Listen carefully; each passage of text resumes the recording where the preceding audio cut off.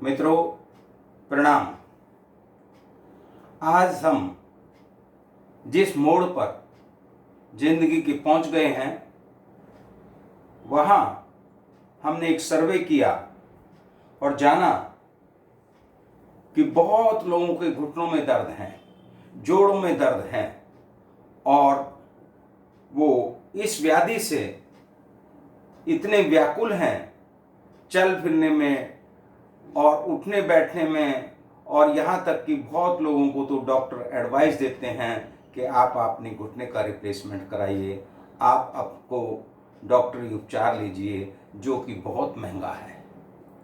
मित्रों, अगर हम अपने जीवन काल के प्रारंभिक समय को देखें तो हमें लगता है हमारी दादी, हमारी नानी, हमारी चाची ताई वो इन रोगों से कम ग्रस्त होती थी। मित्रों, जैसा कि आप जानते हैं आज पशुपालन का उद्योग बिल्कुल लुप्त होने के कगार पर पहुंच गया है। लुप्त का शब्द मैं इसलिए प्रयोग कर रहा हूँ, 1950 की गणना में एक व्यक्ति के औसत में 21 पशु थे और आज अभी 10-15 साल पहले की गणना का अगर बात करें तो 21 आदमियों के हिस्से में केवल एक पशु आता है।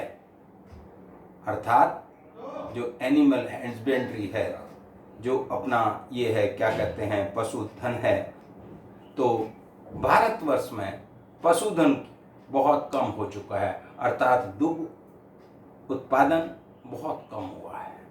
ये एक चिंता का विषय सीधे सीधे अर्थशास्त्र से, आर्थिक स्थिति से नहीं संबंधित है, हमारी शारीरिक व्यथा से भी है। सब घर में दूध होता था, सब महिलाएं, सब बच्चे, सब पुरुष आराम से दूध पी लेते थे। आज दूध पीना एक लोहे के चने चबाने के बराबर हो गया।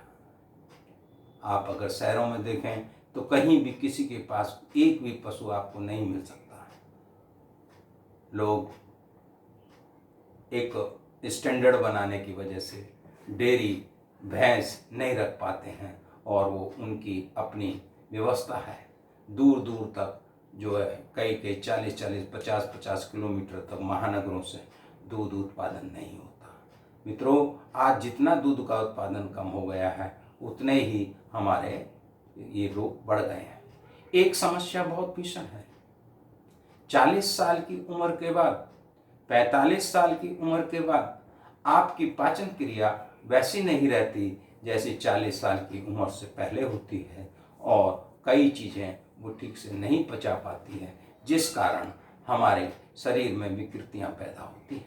और महिलाओं में तो ये समस्या और गंभीर हो जाती है, क्योंकि 40-45 साल के बाद आजकल महानगरों में हार्मोनल डिसऑर्डर होता है, जो उनका मासिक धर्म की क्रिया है वो व्याधित हो जाती है और उससे के व्याधित होने से और कई चीज़ें ना पचने से उनका शरीर बेडौल हो जाता है और तरह तरह के रोग उत्पन्न हो जाते हैं। इसके पीछे एक बहुत बड़ा कारण है हमारे कल्चर में, हमारे सभ्यता में पान का प्रयोग, अर्थात पान से अर्थ हमारा चूने से है।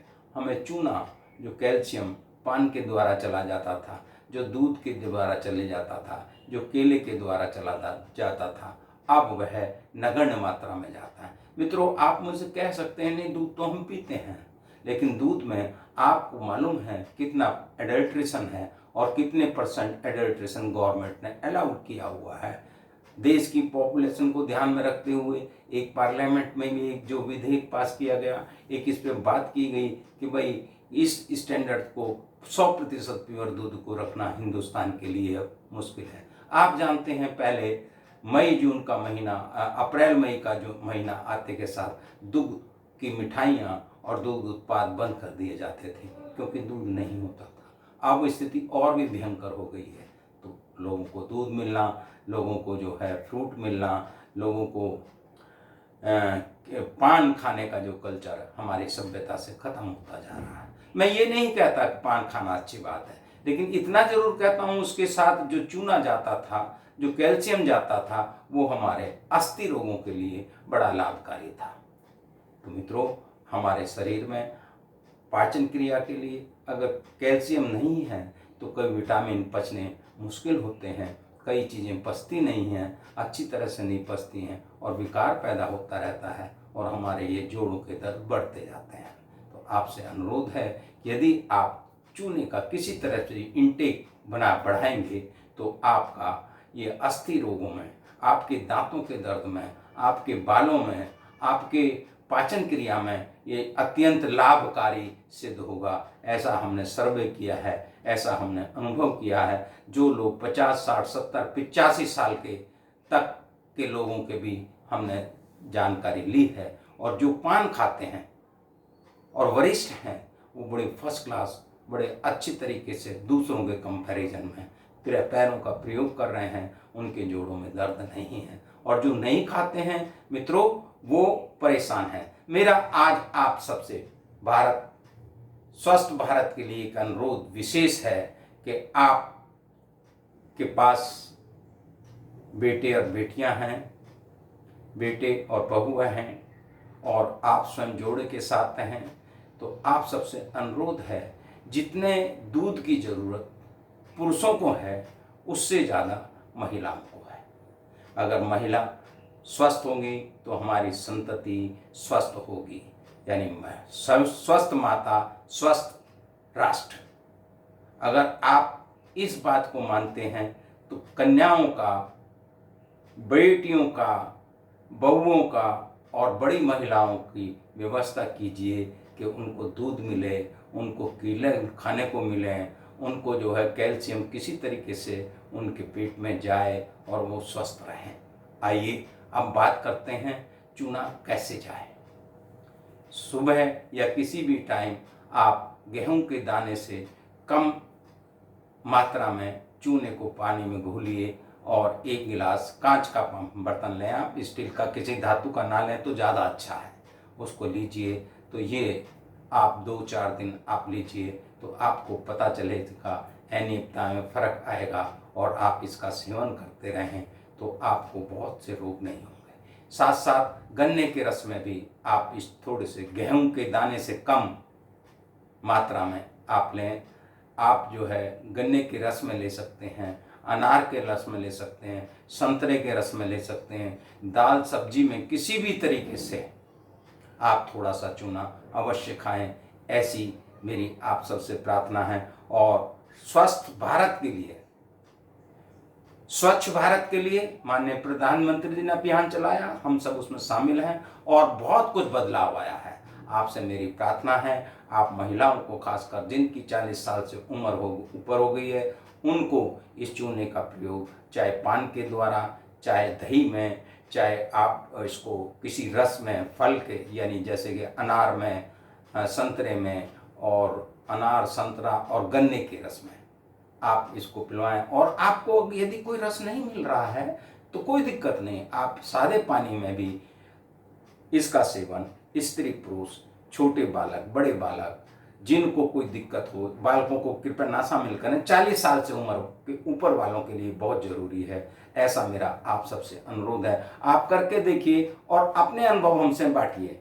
कृपया 2-3 दिन ही देखिए, एक नोट करें, जिन लोगों को पथरी के रोग हैं या इस तरह की कोई समस्या है तो कृपया वो चूने को प्रयोग करने पे सावधान होकर के करें और उसके बाद आप देखेंगे कि आपके जीवन में बहुत परिवर्तन होगा। यह चूना आपके मांसपेशियों को मजबूत करता है, आपकी हड्डियों को मजबूत करता है। आप भली बात ही जानते हैं कि हड्डियां गंधक और फास्फोरस 2 चीज़ों की बनी होती है और आप जानते हैं कि कैल्शियम, चूना एक बहुत बड़ा घटक है। चूने से इस हमारे में जितनी बात हमने की है वो बुझे हुए चूने से है। कृपया ध्यान दें, पनवाड़ी के यहाँ ये आराम से मिलता है और गेहूं के दाने की मात्रा से ज़्यादा कभी ना लें, कम ही लें। अगर आपको पहले, दूसरे, तीसरे दिन के बाद कोई समस्या आती है तो आप इसको डिसकंटिन्यू करें। अपने डॉक्टर से, अपने वैद्य से, अपने हकीम से, अपने आचार्यों से, किसी से बात करके आगे आप लें, अन्यथा ना लें। धन्यवाद, नमस्कार। आशा है इसमें आप मेरा सहयोग देंगे क्योंकि चूने का कोई कॉस्ट, कीमत बहुत ज़्यादा नहीं है और इसका लाभ बहुत अद्भुत है। इस अद्भुत लाभ उठाने के लिए, महिलाओं के लिए, राष्ट्र को स्वस्थ बनाने के लिए आप सबसे मेरा अनुरोध है, थोड़े से चूने का, हल्के से चूने का आप प्रयोग अपने जीवन में करें। क्योंकि आज दूध नहीं है हमारे पास, केला भी बहुत लोगों को नसीब नहीं है, उसके साथ अन्य चीज़ें, दही की तो बात ही क्या करें, जब दूध नहीं है तो दही कहाँ से आएगी। नमस्कार, धन्यवाद। आपने हमें सुना, आप अपने अनुभव बांटें और इस वीडियो को, मेरे इस संदेश को वीडियो से या मुंह से मुंह आप ज़्यादा से ज़्यादा इस लोगों में फैलाएं। हमने करीब अभी केवल हम 115-20 आदमियों से हम इस सर्वे कर पाए हैं और सबकी हमने ये देखा, जो किसी भी प्रकार से चूना लेते हैं उनके जोड़ों में दर्द नहीं है और वो एक्टिव हैं और उनकी पाचन क्रिया वगैरह सब कुछ बहुत अच्छी है। ना उनका वजन बढ़ा हुआ है, ना उनको ब्लड प्रेशर है, ना उनका डील डॉल शरीर खराब है, देखने में अच्छे लगते हैं। कृपया इस बात पर ध्यान दें। धन्यवाद, नमस्कार।